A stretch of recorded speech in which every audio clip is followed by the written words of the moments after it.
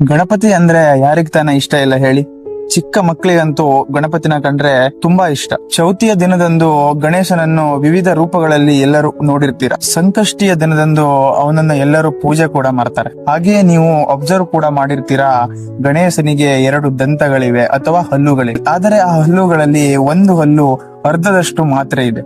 ಆ ಅರ್ಧದಷ್ಟು ಹಲ್ಲಿಗೆ ಕಾರಣ ಏನು ಅಂತ ಗೊತ್ತಿದ್ಯಾ? ಗಣೇಶನ ಆ ಒಂದು ಹಲ್ಲು ಯಾಕೆ ಮುರಿದಿದೆ ಅಂತ ನಿಮ್ಗೆ ಗೊತ್ತು? ಪುರಾಣಗಳ ಪ್ರಕಾರ ಮಹರ್ಷಿ ವ್ಯಾಸರು ಮಹಾಭಾರತವನ್ನು ಬರೆಯಲು ಗಣೇಶನನ್ನು ಕೇಳ್ತಾರೆ. ಗಣೇಶನು ಅದಕ್ಕೆ ಒಪ್ಪಿಕೊಳ್ತಾನೆ. ಒಂದು ಷರತ್ತನ್ನು ಕೂಡ ಇಡ್ತಾನೆ. ವ್ಯಾಸ ಮುನಿಗಳೇ, ನೀವು ಕಥೆಯನ್ನು ಹೇಳುವಾಗ ನಿಲ್ಲಿಸಬಾರದು ಅಂತ. ಅದಕ್ಕೆ ವ್ಯಾಸ ಮುನಿಗಳು ಕೂಡ ಒಪ್ಪಿಕೊಳ್ತಾರೆ. ಅದಾದ ಮೇಲೆ ಗಣೇಶನು ಬರೆಯಲು ಶುರು ಮಾಡ್ತಾನೆ. ಬರೀಲಿಕ್ಕೆ ಸ್ಟಾರ್ಟ್ ಮಾಡ್ತಾನೆ.